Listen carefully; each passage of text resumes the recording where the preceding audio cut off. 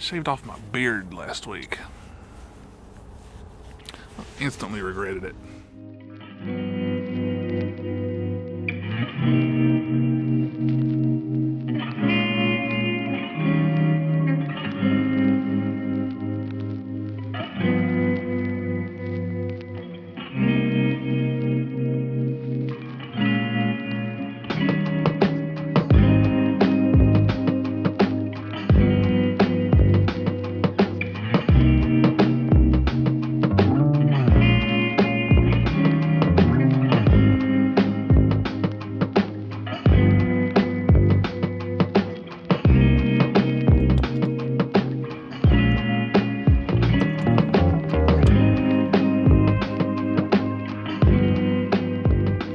Very brisk and cold December morning in Pineville, Kentucky.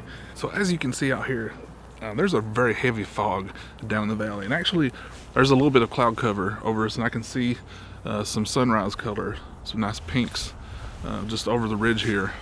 So I'm set up right now and I'm just facing north. I'm not too worried about all the color. I don't think we're going to get any this far, but we may. I'm going to keep set up anyway. But right now what I'm seeing is all this fog just kind of zigzag through the valley here, and it's just making an absolutely gorgeous scene.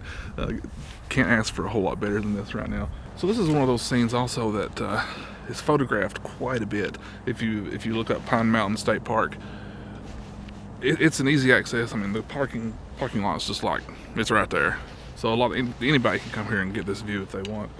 But it's still just an absolutely gorgeous scene. It's worth photographing if you haven't been here before. So you can see from my shot here though, what I'm looking at. I'm going to punch in and focus about halfway into the scene, so we'll get good focus all the way throughout it. I'm at f11, so depth of field's not an issue. But anyway, I'm going to take this photo right here. Let's see what we can get.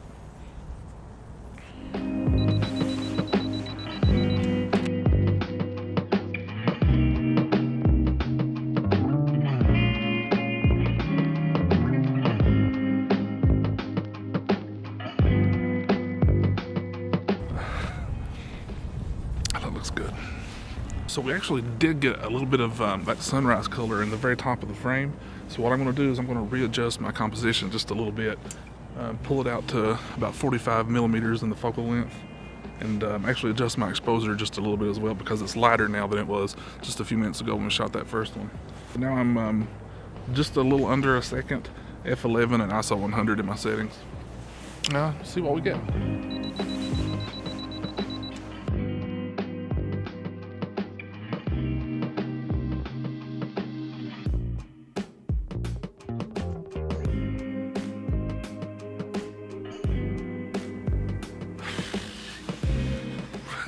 It's a good morning. It's a good morning. It's one of those times I'm glad I took that 2-hour trip to get here. So this is the part of the morning for me where it really starts to get just absolutely gorgeous and reveals a lot of the more detail in that mist and fog down the valley. The sun it keeps going up, so the sunlight keeps pouring down into the valley, and it's just now starting to hit this fog up here. So I'm going to fire a quick shot off here and see what this looks like.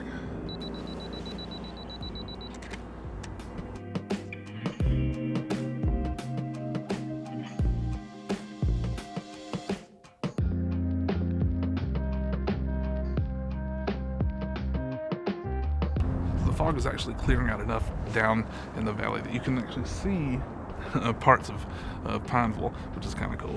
As you can see, I put on the telephoto lens at 70-200, and I'm just going to see if I can't get a few more detail shots before heading on down to into town.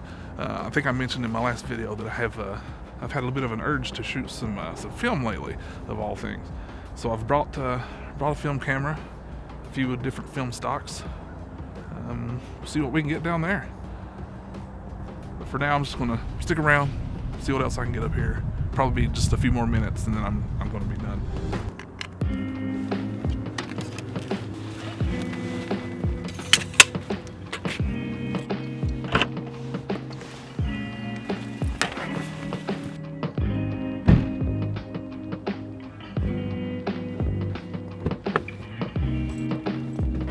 Hey, so I'm sitting here in my car. I'm just getting ready to go down into town in Pineville and test out some film. I just wanted to show you what I'm going to be shooting with. This is actually a Canon AE-1 Program. This was probably, well, it's definitely one of my favorite SLRs that I've ever used on film cameras. This one was recently gifted to me by my friend Trish, friend and coworker. It's a fantastic gift. I'll just be honest with you. It's a great little camera. It works.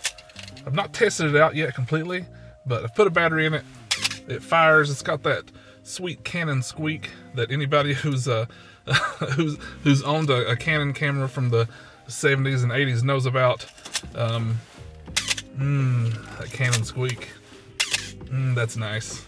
It's actually not that nice, but it doesn't affect, I don't believe, the operation of the camera, so it shouldn't be a big problem.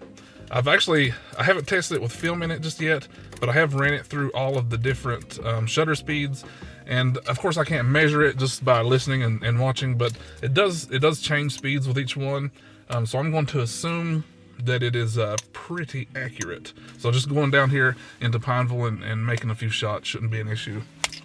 But I actually have a few different lenses to fit this camera. First, it came with, and again, thank you, Trish. It came with a 50mm, just the kind of the walking around 1.8 lens, the kit lens that came with a lot of these, I imagine. It's a nice sharp lens though. Definitely no complaints there. I also have, this is probably my favorite vintage lens that I have. It's a Canon 35mm FL mount. But this is, like I said, this is my favorite of the older lenses that I have. And it's just, to look at it, I think it's just an absolutely gorgeous piece of gear. I mean, it's a nice lens. And finally, I have a Vivitar 75-205. It's a variable aperture lens, 3.5 to 4.5. Never used it. It's brand new to me. It came with the AE-1 that Trish gave me. I'm excited to use it as well. I also brought a roll of Kentmere Pan 400. Kentmere is a film that I have quite a bit of experience with, actually. It's marketed as a budget brand by Ilford, but I found that it produces some really nice images, some nice tones, sharpness, all that good stuff. But anyway, let's get down to town. And next time I see you, it will be on Pineville time, I guess.